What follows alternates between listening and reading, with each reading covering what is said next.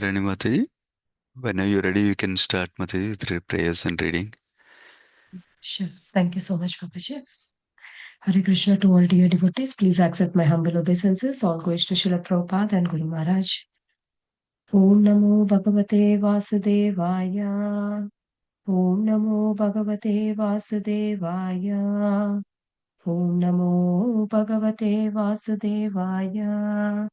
Narayanam Namaskrityam Naram Chaiva Narottamam Devim Saraswatim Vyasam Tato Jayam Udirayet Nashtaprayeshu Abhadreshu Nityam Bhagavata Sevaya Bhagavate Uttama Shloke Bhaktir Bhavati Naistriki. Today we are reading from Srimad Bhagavatam, Canto 10, Chapter 29, Krishna and the Gopi meets for the Rasa dance, text 16 to 22. Text 16. You should not be so astonished by Krishna, the unborn master of all the masters of the mystic power, the supreme personality of Godhead. After all, it is a Lord who liberates this world. Text 17. Seeing that the girls of Raja had arrived, Lord Krishna, the best of the speaker, greeted them with the charming words that bewildered their minds. Text 18. Lord Krishna said, O most fortunate ladies, welcome. What may I do? What may I do to please you? Is everything well in the Vraja? Please tell me the reason for you coming here. Text 19. This night is quite frightening, and frightening creatures are looking about. Return to Vraja, slandered, wasted girls. This is not a proper place for the woman. Text 20th. Not finding you at home, your mother's, father's, sons, brothers, and husbands are certainly searching for you. Don't cause anxiety for your family members. Text 21 and 22. Now you have seen this Vrindavan forest full of flowers and resplendent with the light of the full moon. You have seen the beauty of the trees with their leaves trembling in the gentle breeze coming from the Yamuna. So now go back to the cowherd village. Don't delay. O chastity ladies, serve your husbands and give milk to your crying babies and calves. Thank you so much, Sundaranand Prabhu. Let's take on the call. Hare Krishna Prabhuji. Yeah. Thank you so much, Mataji. Hare Krishna. We'll offer brief prayers and we'll get started. Om Ajnanatimirandasya Jnananjana Shalakaya Chakshurunmilitam Yena Tasmai Shri Gurave Namaha Namam Vishnupadaya Krishna Prasthaya Bhutale Srimate Bhaktivedanta Swami Niti Namini Namaste Saraswati Deve Gauravani Pracharine Nirvishesha Shunyavadi Pashatya Desutarine Jai Shri Krishna Chaitanya Prabhu Nityananda Sri Advaita Gadadhara Sri Vasadi Gaura Bhaktavanda Hare Krishna Krishna Krishna Hare Hare Hare Rama Rama Rama Hare Hare. So thank you everybody for joining the morning Srimad Bhagavatam discussion. It's a wonderful section we are in where we're learning about the highest pastimes that happened between Supreme Personality of Godhead, Lord Krishna himself, and his the best devotees, his pure devotees, uh, Vraja Gopis. Between them, what is happening in terms of loving pastimes, we're getting to hear in this section. So, such a wonderful section. I'll give a brief recap of this chapter and then we'll release into the details of this particular section. So, I'll go to the story level. So overall, this chapter, 29th chapter of the 10th canto, started with the description of the beautiful atmosphere in the autumn night, that's the Sharad season, at that time Sharad Purnima night. So uh, Krishna, the initial verses described how Krishna employed his Yogamaya, the internal potency, for making the atmosphere suitable for engaging in loving pastimes with his Vrajagopis who are in the Madhurya Rasa, who are in the conjugal Rasa, who are in the highest Rasa out of the five Rasas. We know the Rasas are Santa Rasa, that is neutrality, Dasya Rasa, that is servitude, Sakya Rasa, that is fraternity, like friends, like that. And then um, Vatsalya Rasa, that's like parental affection. And then finally, Madhurya Rasa, that is conjugal attraction for Krishna from the gopis. So there, and so that's how it started. This chapter started with Krishna employing Yogamaya. So that means that's contradicting from Mahamaya. Normally, in conditioned souls like me, whatever happens in life is orchestrated by Mahamaya most of the time. Whenever I'm not situated in service of Krishna. But when situated in service of Krishna, then Yogamaya will also act in my life. But in case of Rajagopis, they're already situated in the highest platform of devotion service. That is why Yogamaya is acting between them and Krishna. Then we heard about how Krishna played on his beautiful flute, wonderful, enchanting music. And when Krishna played his beautiful flute music, which we heard glories in the previous chapters already, in the Venugutta section, I believe it's 21st chapter. So it attracted the minds of Krishna. It captivated the minds of gopis. It captivated the minds of gopis. And they quickly started going towards Krishna by leaving whatever they were doing at that time. All sorts of things, duties they were doing, they left everything and went there. So now we heard some of the family members were trying to stop the gopis also from going, but still they still could not stop them. They went anyway. So one of the things that later on we'll hear in the later chapters of the 10th canto, when Uddhava is glorifying these gopis, we'll hear how Uddhava is describing how exalted is this gopis devotion. Why? He tells, because they don't even care for religious duties to serve Krishna. That is how he describes them.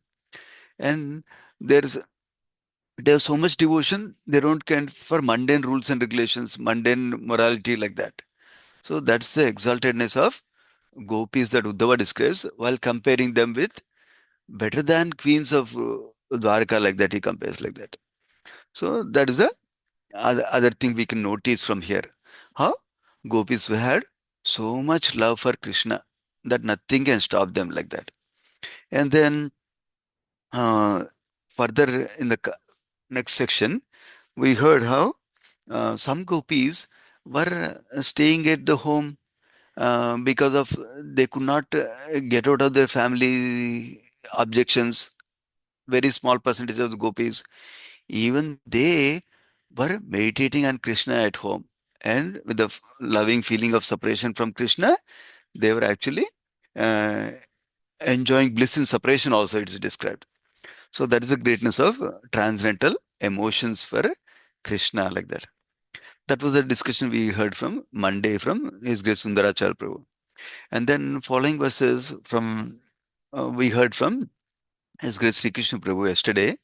And in that section, we heard how the gopis who could not go to see Krishna with intolerable separation from Krishna, and they were feeling intense agony, and with that feelings of separation, their whatever negative karma was there, that was gone. Like that is described. The translation. The translation is tricky. We heard about it already. And then when when they finally met Krishna, they were full of ecstasy, bliss, transcendental bliss, like that, and that took away the positive karma they had, like that. We heard from the purport that's written by humble devotees of uh, His Grace A.C. Bhaktivedanta Swami Sri Prabhupada, and with the commentary of Vishwanath Chakravarti Thakura, is described how this verse is at a higher level. It just Sukadeva Goswami is externally describing something, For people who are not so devoted to Krishna, people who are not having so much faith in Krishna, externally is talking about positive karma, negative karma, and then externally talking about how they gave up their material bodies like that. But the internal meaning is given in the purport, elaborate purport given here with Vishwanath Chakravarti Thakur, that how these gopis are already liberated souls, already exalted devotees. Actually, we hear about devotees who are doing sadhana bhakti, like people, devotees like us, who are doing Vaidhi sadhana bhakti. And then above them are devotees who are maybe doing raganuga sadhana bhakti. That means who are practicing devotion at spontaneity level.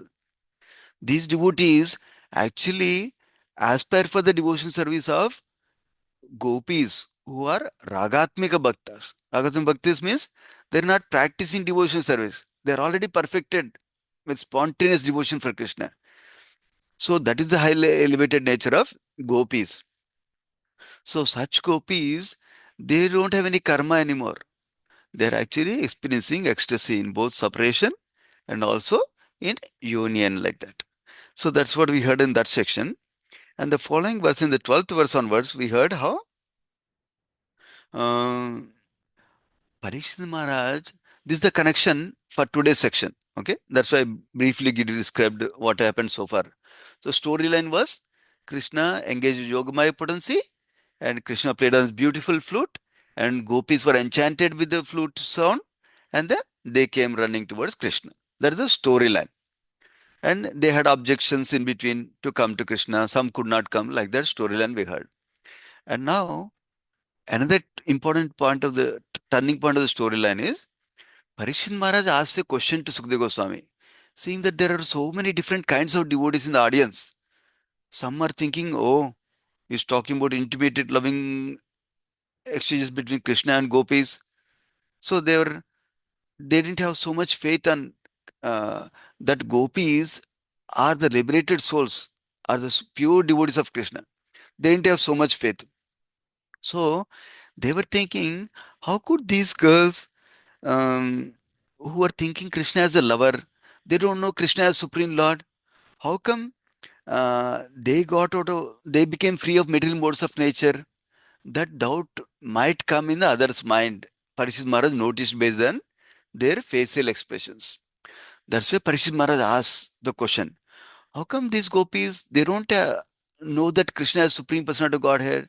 They just think he's their lover. How come they became free from material modes of nature? That's the question Parishit Maharaj asked. Then Sri Krishna Prabhu nicely explained yesterday, a few verses from 13th verse onwards. First thing is that Krishna is so amazing that even persons who hated, like Shishupala, who we talked in seventh canto, even persons who hated also, because their hate in relation to Krishna, they achieved liberation. That's so Sukadeva Goswami starts to explain in 13th verse. So what to speak of great devotees like gopis? They're not hating Krishna. They're loving Krishna like anything. Then in the 14th verse, he talks about how actually what is the purpose of Krishna coming here? Krishna's purpose of coming here is to attract conditioned souls, attract liberated souls, give pleasure to liberated souls, and then uh, give us the highest benefit of giving us liberation like that. That's the main purpose Krishna is coming.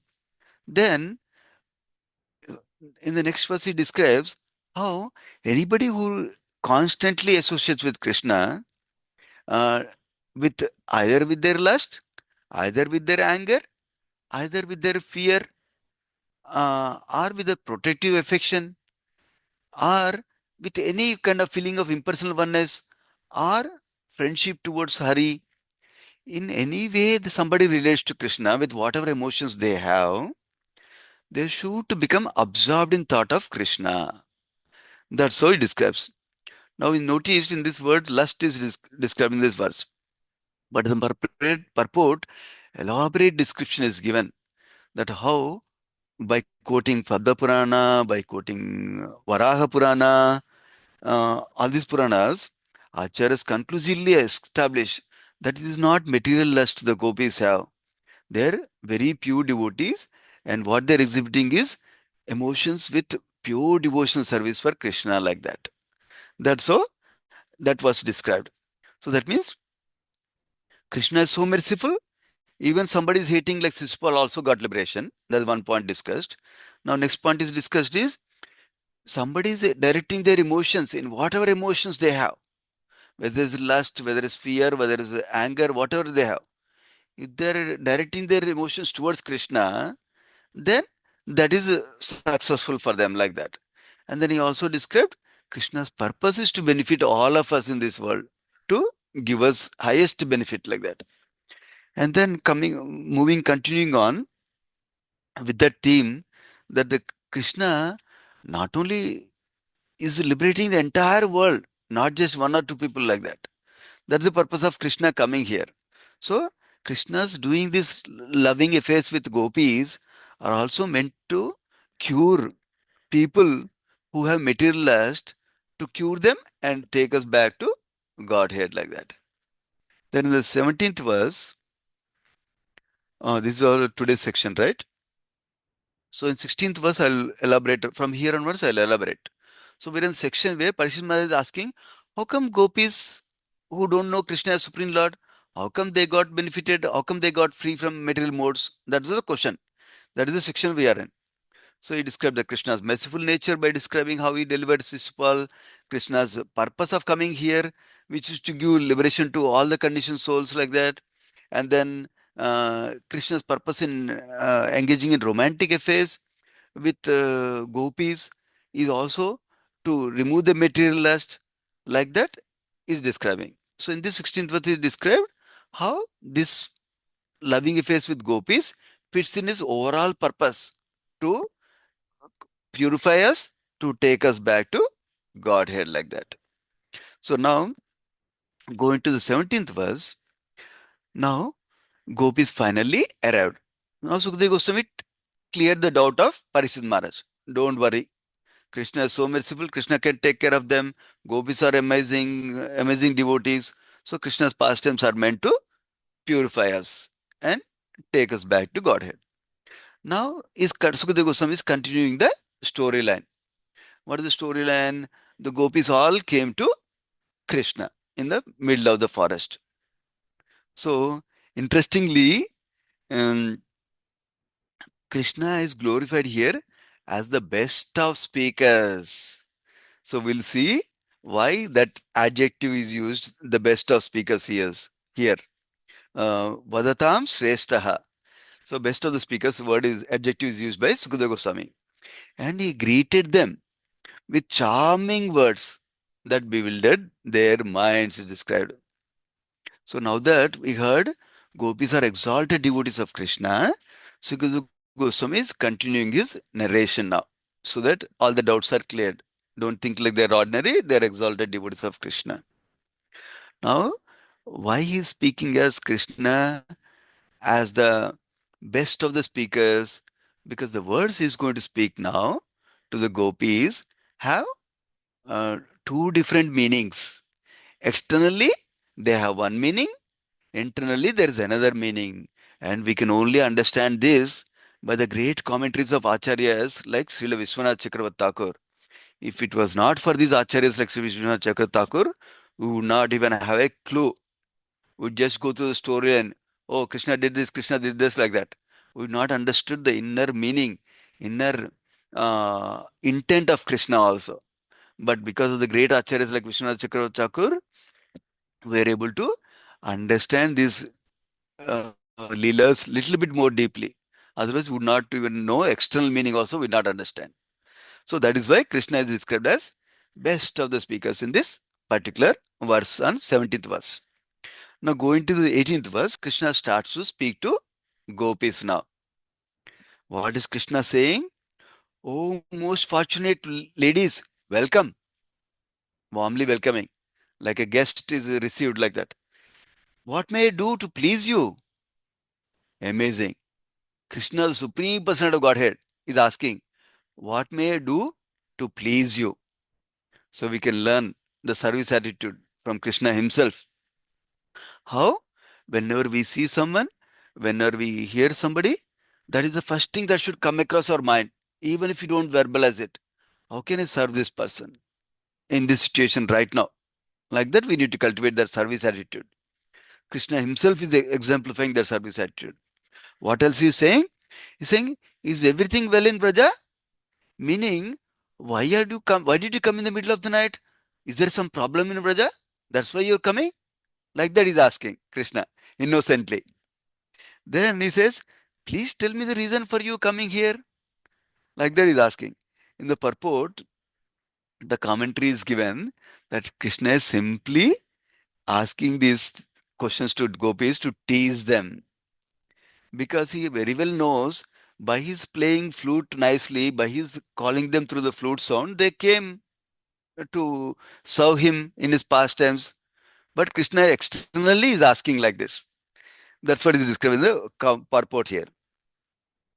So then he also, so now gopis were Krishna's young lovers. So these questions by Krishna certainly bewildered them. Why is Krishna asking like this? We only came because Krishna called us with the flute sound. Now he's asking us these questions. Uh, so that there it's described, gopis have this simple mentality of a devotee, like that is described in the purport. Moving on to 19th verse, Krishna is still speaking. So now Krishna is saying, oh, the night is quite frightening. It's scary in the night time. And frightening creatures. That means horrible, terrifying creatures are there. Tigers are there, snakes are there, scorpions are there in the forest. Oh, how come you came here? Uh, Return to Vraja. Oh, slender waisted girls. Sumadhyamaha. This word is elaborated by Vishwanath Chakravarti Thakur commentary. Okay. Oh, slender waisted girls, go back to Vraja, like that is described. This is not a proper place for women. See, externally, Krishna is asking like this, that, oh, it's a scary night. You came here in the forest in the middle of the night. It's not a good place for women to stay. Oh, slender waisted girls, please go back. Like that, external meaning is coming across. But in the purport, we are hearing from the commentaries of Vishwanath Chakravarti Thakur how Krishna has another meaning also. So we'll discuss both the meanings. First, the direct meaning, uh, Vishnu Chakravarti Thakur describes all these pastimes like a dialogue. Gopis may say this, Krishna may say this. Gopis may say this, Krishna may say this. Like that dialogue Vishnu Chakravarti Thakur is giving us. So gopis were thinking when Krishna says like this, mm, that why did you come here, like that in previous verse we said, right? Then, oh alas, alas, even after our giving up our family responsibilities, our shame, our sobriety, and even after uh, by hearing the fruit of from sound of Krishna, we came here. Why Krishna is asking? Why have we come? Like that, they're thinking it is. That's what Krishna is saying, and also they're looking at each other with the sidelong glances. So then Krishna is saying, uh, "What are you doing? If you're trying to tell me that you came to collect night blooming flowers, the flowers that bloom only in the night time, so that you can worship Lord, then that doesn't make any sense, because this is not the right time to come to forest, because there are snakes, scorpions, all those things are hiding behind the below the grass, creepers, bushes, like that, and there are horrifying tigers that may be here in the forest. This is not a good time to come. And also, this is not a good place to come because of these same reasons, like that. Because the tigers may be there, like that is describing. But then the gopis may say, uh, maybe we'll just rest for a few minutes and then we'll go back. The gopis might say. Then Krishna is saying, women should not be in this kind of place.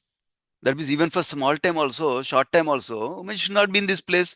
Krishna might say like that. So then yeah, it's the wrong time and place. Then Vishwanath Chakravarti Thakur elaborates on Sumadhyamaha, the word, oh slender waisted ones. So where Krishna might say, with that word, he is saying, you're beautiful young girls, and I'm a beautiful young boy, because you're all very chaste, and I'm a brahmachari. So there's no fault in this by staying, both of us staying in the same place.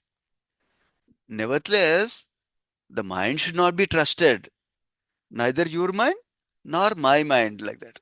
He's giving all he's describing with this one word, oh slender waisted girl, please go back, like that. When he said like that, he's telling this is an important instruction for us also. We should not trust our mind by staying with opposite genders in a secluded place and engaging with frivolous commentary with them. Like that, we should be very careful in our association with the opposite gender also. Then, uh, yeah, and then Vishwanath Chakravarti Thakur is further saying, if out of shyness you cannot tell me the reason you have come, then don't speak because I already know it anyway. So now Vishwanath Chakravarti Thakur gives alternative meanings of this verse. Remember, Sanskrit verses, based on where you split the words, it has different meanings. For example, in this verse, Rajani Esha Gora Rupa. Gora Rupa is one way of looking at it. Esha Gora Rupa. Esha is described as this. Gora Rupa means fearsome in appearance. Nighttime is describing the nighttime. So one way of looking at it is like that. Another way of looking at it is Esha Goro Rupa, right?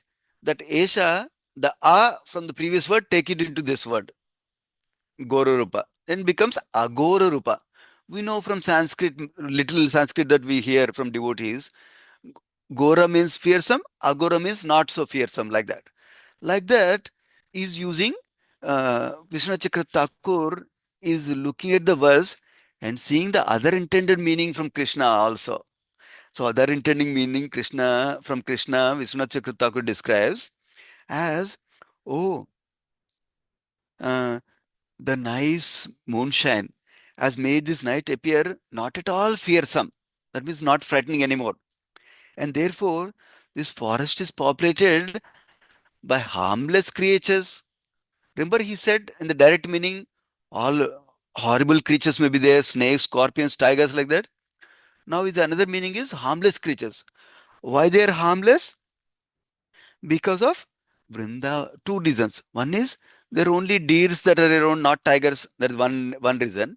Second reason is in Vrindavan, even the terrifying, horrifying creatures like tigers, they are also like domesticated animals. They don't exhibit their cruelty among human beings like that. So that's what is also describing like that. So then other meaning is describing is, remember he said women should not come to this place. It's not the right place. Now the indirect meaning is you should not be afraid of your own husbands and other relatives because mm, because they think, oh, in the night time in the forest fearsome animals will be there. So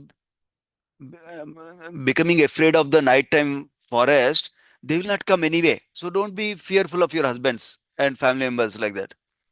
Therefore, please don't go back to Raja.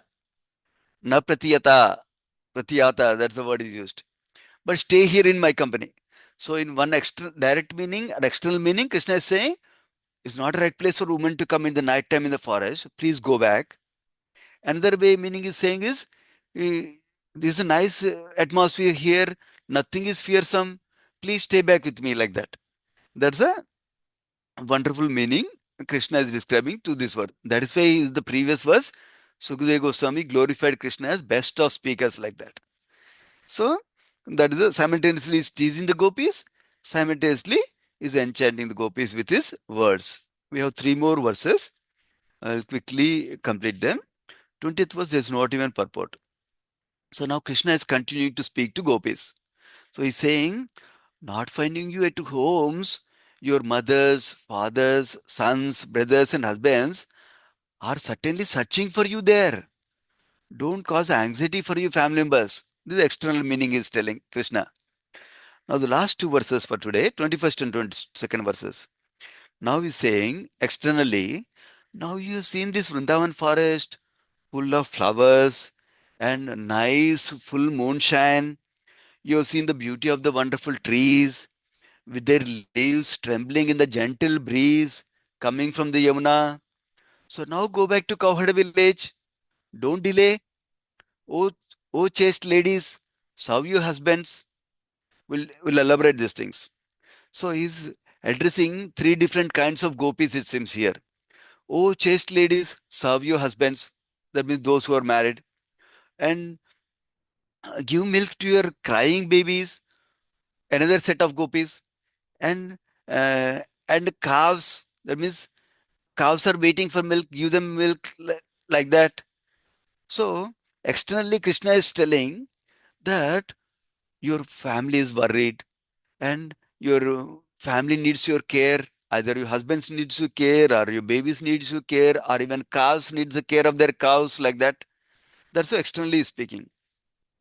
Now, in the purport, we hear how Krishna is taking account of everybody and speaking like that. Not just speaking to one set of audience, he's speaking to all of them like that. That's why it's called best of the speakers. What is he saying? For the first category of gopis, uh, those who are loyal to their husbands, it seems. Krishna indicates they should serve their husbands because that's part of religious duties. So, gopis are considered worshipable because of their chastity to their husbands. That is one set of gopis is addressing. Another set of unmarried gopis is addressing, saying that, oh, actually, the cows are crying. So, make sure that cows are able to get milk from cows like that. And to another set of gopis, Munichari gopis, he's saying, your babies are crying, so feed them milk. So I don't know how many of you got this from the previous section that Sri Krishna Prabhu was explaining. The gopis are of different categories. One category of gopis are Nityasiddha devotees. That means who are eternally liberated gopis. Another set of categories of gopis are Sadhana Siddha gopis, those who perfected with sadhana like that. Among the Nityasiddha gopis are considered as Gopakanyas or Devakanyas. They are the partial expansions of Srimati Radharani. And then Sadhanasiddha gopis are of two categories. Those belong to a special group, those who do not belong to special group. The special group gopis are two kinds again. Srutichari gopis, that means those who are personified Vedas, scriptures. And then Munichari gopis, those who are Munis in previous yugas, Treta Yuga like that. And then those who do not belong to special group like that. So he's addressing each of those devotees like that. Now, um, Sri Vishwanath Chakra Thakur is further expanding. Vrindavan is the very best of places, and there's nice moonlight. So Yamuna is on the side. There are breezes are coming nicely. These are all udipans or stimulations for ecstatic love between Krishna and the gopis. So, and since I am also here as your object of your love, let's now test how much expertise you can show in relishing the rasa.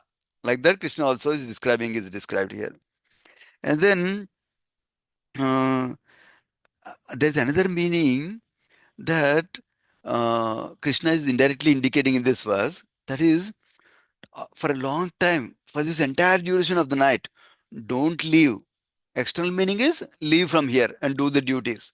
Internal meaning is don't leave, stay here and enjoy with me. Don't serve your husbands and gentlewomen, your mother-in-laws and so forth. It, it would not be fitting for you to waste your beauty and youth, which are gifts of the Creator.